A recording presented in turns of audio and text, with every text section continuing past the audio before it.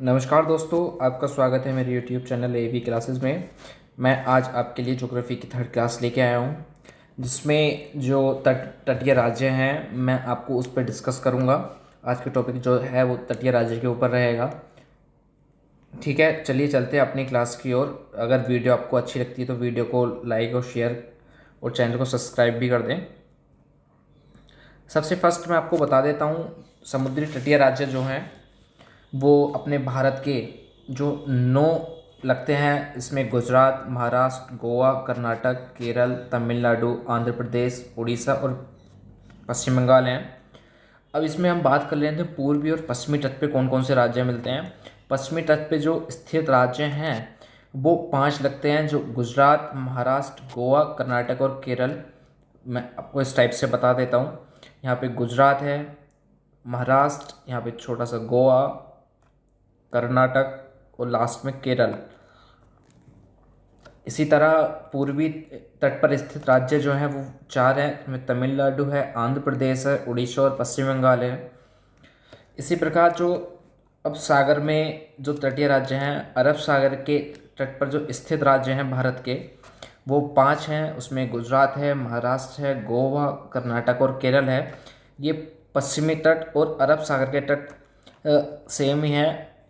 इसमें अब बंगाल की खाड़ी पे जो तट पर स्थित हैं उसमें बात कर लेते हैं। इसमें 4 हैं, इसमें तमिलनाडु है, आंध्र प्रदेश है, उड़ीसा है और वेस्ट बंगाल है। ये पूर्वी तट और बंगाल की खाड़ी की ओर जो स्थित राज्य हैं वो सेम है। इसकी एक मैं आपको ट्रिक भी बता देता हूँ। इसमें जीएफ के एटीएम को लेके बंगाल गया, तो इसमें क्या है आपको बता देता हूँ। इसमें जी एफ और के ये मतलब ट्रिक बनाने के लिए इसमें छोड़ दिए गए हैं। इसमें जी से गुजरात हो गया। इसमें कभी कभी क्या होता है, किलोमीटर कितने किलोमीटर का बनाते हैं इसमें ये भी आ जाता है, तो इसमें मैंने आपके सामने मेंशन भी कर दिया है कि इसमें 1214.70 किलोमीटर है।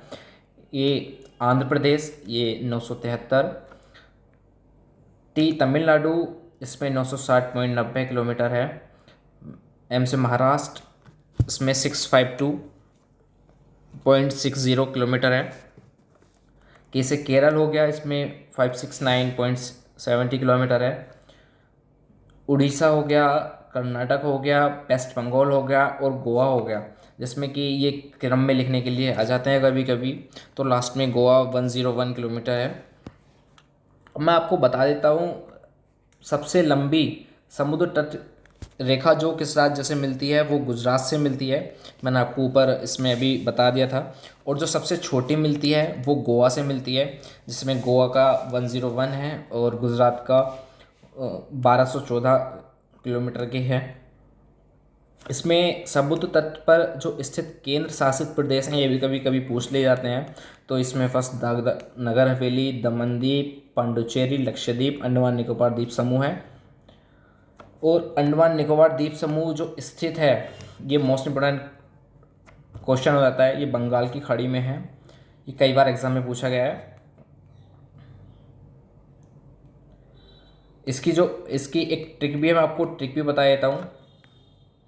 जो एएलपी का एग्ज़ाम होता है, ये एएलपी जो रेलवे का एग्ज़ाम होता है, एएलपी याद रखेंगे, दी से दिया ये समझ लेंगे। इसमें फर्स्ट में अंडमान निकोबार हो गया, एल से लक्षद्वीप हो गया, पी से पांडुचेरी हो गया और डी से दादरा नगर हवेली हो गया।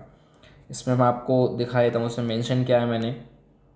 इसमें पांडुचेरी, केरल में मेहा, इसमें पांडुचेरी जो राज्य स्थित है उसमें 3 राज्यों में स्थित है। वो आंध्र प्रदेश, तमिलनाडु और केरल में स्थित है।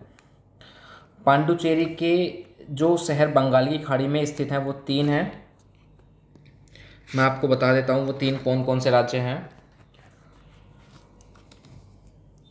पांडुचेरी के 3 राज्य हैं और अरब सागर के जो तट पर है वो एक राज्य है, वो एक मोहर नाम का राज्य है।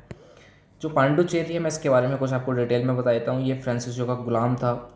ये फ्रांसीसियों ने कब्जा कर रखा था इन पे। ये 1954 में यह आज़ाद हुआ, जो अपने दम पे आज़ाद हुआ था। और ये 1963 में ये भारत में मिला लिया गया, ये भारत का अंग बन गया। मैं इसी प्रकार दादर नगर हवेली का बता देता हूँ। महाराष्ट्र व गुजरात की सीमा पर यह स्थित है। यह पुर्तगालियों का ये भी गुलाम था। यह 1954 में यह आज़ाद हुआ था। पांडुचेरी और दादर नगर हवेली दोनों ये 1954 में ही आज़ाद हुए थे। और हम इस बात का ध्यान रखेंगे, इसमें जो ये भारत का अंग बना था ये 1963 में बना था, और ये जो बना था ये 1961 में बना था। कभी कभी इसमें कंफ्यूज हो जाते हैं, पर अब आगे से ध्यान रखेंगे। मैं दमन और दीव का और बता देता हूँ आपको। ये गुजरात में स्थित है। इस पर भी पुर्तगालियों का अधिकार था। इस 1961 में यह गोवा के साथ आज़ाद हुआ था, लेकिन 1987 में गोवा जब राज्य बना तो दमन व दीव को केंद्र शासित प्रदेश बना दिया गया था। इसी प्रकार 31 अक्टूबर 2019 को JNK को दो भागों में विभाजित करा गया, जो JNK और लद्दाख यूटी बनाए गए।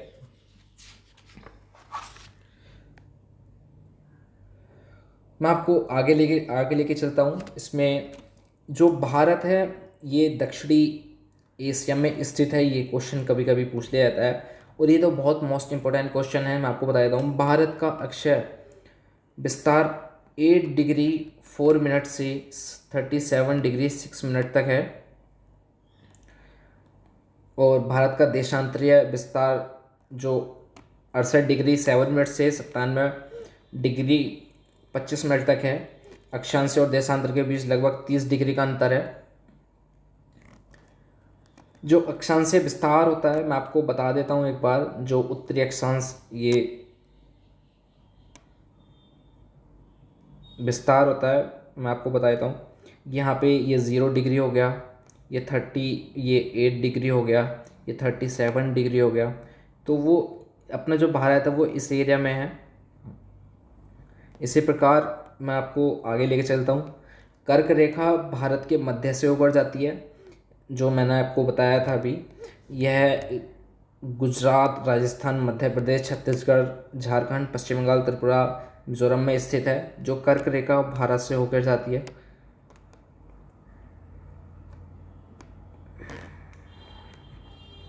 ये कर्क रेखा ये भारत से जो होकर जाती है, ये गुजरात, राजस्थान, मध्य प्रदेश, छत्तीसगढ़, झारखंड, पश्चिम बंगाल, त्रिपुरा और मिजोरम से होकर जाती है।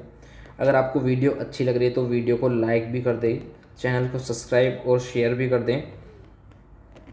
फिर एक क्वेश्चन मैं आपसे पूछूंगा, जो आप मेरे को कमेंट बॉक्स में इसका आंसर देंगे। भारत किस गोलार्ध में स्थित है? ये कई एग्ज़ाम में क्वेश्चन पूछा गया है। मैक्सिमम एग्ज़ाम में यहाँ से क्वेश्चन देखने को मिल जाते हैं। आगे चलते हैं। भारत उत्तरी गोलार्ध और पूर्वी गोलार्ध में स्थित है। इसका अक्षांश विस्तार 8 डिग्री 4 मिनट उत्तरी अक्षांश से 37 डिग्री 6 मिनट उत्तरी अक्षांश तक है। इसे देशांतरीय विस्तार देख लेते हैं एक बार। 68 डिग्री 7 मिनट से पूर्वी देशांतर से 97 डिग्री 25 मिनट तक पूर्वी देशांतर है। इसमें कर्क रेखा भारत के मध्य से होकर गुजरती है। यह भारत के 8 राज्यों से होकर गुजरती है। इसकी आपने अपने पहले भी ट्रिक पढ़ी होगी, मैं आपको वही ट्रिक आपको दोबारा बता देता हूँ। इसकी ट्रिक है गमछा झाड़ मित्र पर। गमछा झाड़ मित्र मतलब ग से गुजरात, में से मध्य प्रदेश, छ से छत्तीसगढ़, झ से झारखंड, आर से राजस्थान, एम से मिजोरम, त से त्रिपुरा, प से पश्चिम बंगाल। मतलब कर्क रेखा जो गुजर के जाती है वो इन 8 राज्यों से होकर गुजरती है। मैं आपको बताता हूँ, भारत का पूर्व से पश्चिम विस्तार जो वो है ये 2933 किलोमीटर का है, और उत्तर से दक्षिण का जो है वो 3214 किलोमीटर का है। और जो भारत का कुल क्षेत्रफल है मैं आपको बता देता हूँ। भारत का जो कुल क्षेत्रफल है वो 32.8 लाख किलोमीटर है, और भारत की क्षेत्रफल की दृष्टि से यह 7वां इसका स्थान रहता है। इसमें एक आपको मैं बता देता हूँ, भारत की जो कुल सीमा है, मतलब टोटल सीमा, कभी कभी ये क्वेश्चन आ जाता है, ये 22,716.6 किलोमीटर की है। और मैं आपको एक इसके जो भारत का क्षेत्रफल की दृष्टि से जो 7वें स्थान है, मैं आपको इसकी एक ट्रिक बता देता हूँ। रुक अमेरिका, चीन, बस आया भारत। जैसे रूस हो गया, कैसे कनाडा हो गया, वैसे ब्राज़ील हो गया, ऐसे ऑस्ट्रेलिया हो गया, वैसे भारत हो गया। मतलब इसमें आपको ट्रिक से आपको सारे क्वेश्चन पता लग जाएंगे। चलिए आज की वीडियो को यहीं समाप्त करते हैं। अगर आपको कुछ समझ में आया तो कमेंट बॉक्स में एक बार मेरे को बता दें, और जिसने भी अभी तक चैनल को सब्सक्राइब नहीं किया है वो चैनल को सब्सक्राइब भी कर लें। मिलते हैं एक और नई वीडियो के साथ। जय हिंद।